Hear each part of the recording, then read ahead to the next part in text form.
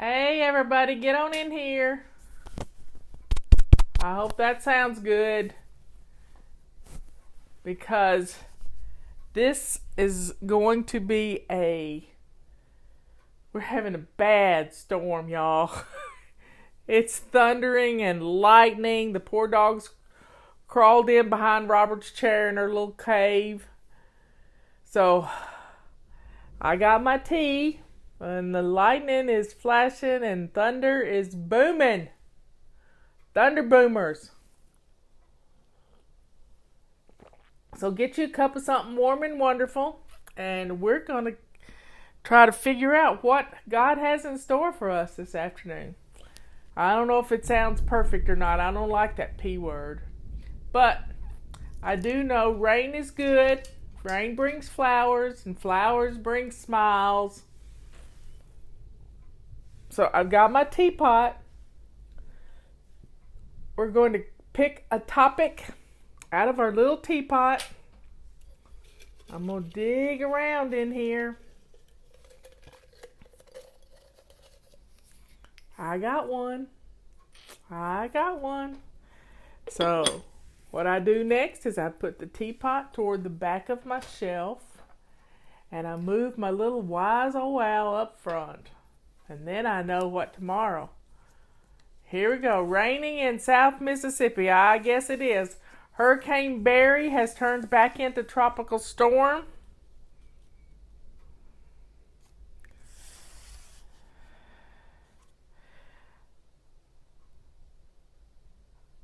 Okay. God has spoken again. Holy Spirit has spoken. If we take good care of our minds and our bodies. Yeah, that's what this little snippet is all about. If we take good care of our minds and our bodies. You know, our minds, I learned from Miss Rita Davenport many years ago, what you think about, you bring about. So it is important for us to fill our minds with wonderful things, happy things. I learned from Pam and Peggy to develop your own happiness file. And that's a place where you keep all the joyful things that your children have said and little things like that, and make it into maybe it's a little tin box that you keep on your desk. Or I have several happiness files. I have a picture happiness file, things that I don't want to forget. So the pictures come around again and again and again. And then I have my happiness file of the books I read. I have a happiness file in my phone of the different things that bring me joy. It's a spiritual happiness file. It's of pictures of places I've been with people I love, and it brings, joy to my heart. Brings joy to my heart. So filling your mind with good stuff also fills your body with good endorphins. These endorphins that make you feel euphoric. Now, when you dwell on sad stuff, and I had to talk to my nephew about that this week, and I probably overstepped a little bit, but I apologized last night. I forgot that he had lost his sister, his half-sister, just about a month ago when she passed away, and she wasn't much older than he was, and it was just I know what it's like to lose a sister. It's almost a year since I lost my sister. So he was taking some time off to deal with that, and I think that was a wonderful thing for him to do. And it's helpful to process the pain. Well, I've been processing the pain of losing my sister for over a year now, almost a year, because really for 2 weeks she didn't talk to me. 2 weeks. I would try to get a hold of her and I couldn't get her. She wouldn't answer her phone. I don't know what was wrong, but her usual behavior was when she didn't answer the phone, what meant that she was doing things that she knew I wouldn't like. And so she stayed away from me at those points in times. And we were as close as the phone because she lived in Michigan. So here's to living every day to take care of your mind and your body. Living every day to fill your mind full of good stuff. So let's drink to being good to ourselves by filling ourselves with loving things, good books, great things to listen to. You know, it's raining. I'm going to start a new book this afternoon, just in just a little while when I finish the one I'm on. Because I listen, Audible is my favorite app in the world. And I listen to books all the time. So let's drink up, folks, to filling our minds with good stuff. Because when we fill our minds with good stuff, it nourishes our body.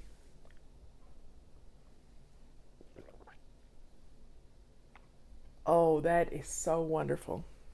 It's nothing like a cup of tea and the rain hitting the roof and a little thunder boomer every once in a while to just make you feel nice. Robert tried to get all his work done outside today, and he's good. My watch just said, take a deep breath. So, those of you who are on here, I want you to breathe in. Breathe in, I love, and breathe out, myself. Breathe in, I love, and breathe out, myself. And that's my mantra. I got that, and I came up with that in 1990. Can you believe that? Breathe in, I love myself. Who knew that was going to be what flying was all about? Finally loving yourself. Who knew that? In 1990, I had no clue that by 1999, God would have, well, he probably always had the plan for me. I just didn't know what it was. Loving yourself. That's when I learned to meditate and focus on that mantra. I love myself. I love myself.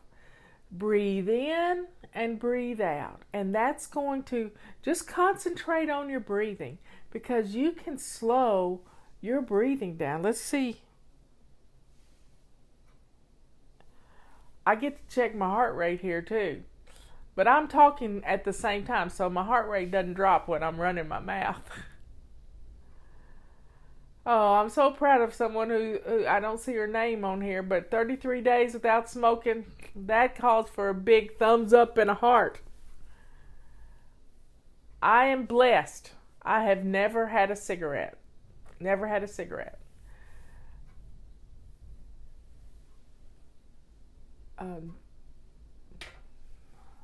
Rain is falling. So everybody drink up. Focus on your breathing. Tomorrow we're going to be renewing our spirit, and meditating is one of those wonderful ways to get closer to God. To get closer to God. I set out to learn how to meditate, to learn relaxation techniques. And I never dreamed that it would open up the pathways of my brain to be able to listen better to what God's saying. Because when you're running around like a chicken with its head cut off, you can't hear those little subliminal messages that come into your mind to do certain things. Somebody asked me to set up an email group. I did it without even thinking. And in a month, there was 100 people. And now we have over 1 million people following us all around the world. So you never know what God has planned for you. All you can do is follow the God breezes, and those God breezes are very important. Those God breezes are very important, because on Robert and I's first date, mine and Robert's first date, he talked about being a ship, just a little rowboat on a lake, in the ocean, or wherever, in a big pond, and that we were in separate boats, and that think of God as being a picture of the north wind blowing, blowing a breeze your way, and that he was blowing Robert's boat and he was blowing my little boat together. And then eventually we would be getting, I got in his boat and the rest is history. God breezes, it's what you can do when you're listening. You're listening to what God has for you. I never dreamed of living in North Carolina, ever. Never had an idea that I wanted to live in North Carolina, but it brought me here. And when I went through my second divorce, I said, okay, God, you have brought me to North Carolina for a reason. I don't know what that is, but I'm going to stick around and find out what it is. I had faith. We talked about this yesterday. I had faith that God had a plan for me. And he had a life partner for me, and he's sitting right in there working a crossword puzzle right now. But getting your house in order changes everything. It opens you up to be able to hear those God breezes. And when they blow your direction, you jump on them like my friend Leanne. She's moving here. I didn't ask her to move here.